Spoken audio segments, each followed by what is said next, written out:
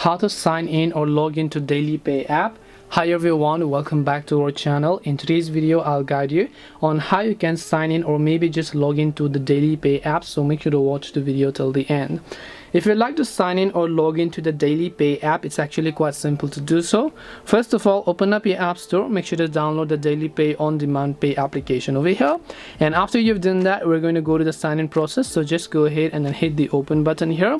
Once you've done that, you can see it says we are downloading some data. Now if you don't have an account on DailyPay, you can just tap the sign up option from the right hand side in order to enter your email address and password and create your account, or you can simply choose to continue with your Google account. But assuming you already have an account, in this case what you can do is you can just come back, select already have an account login option.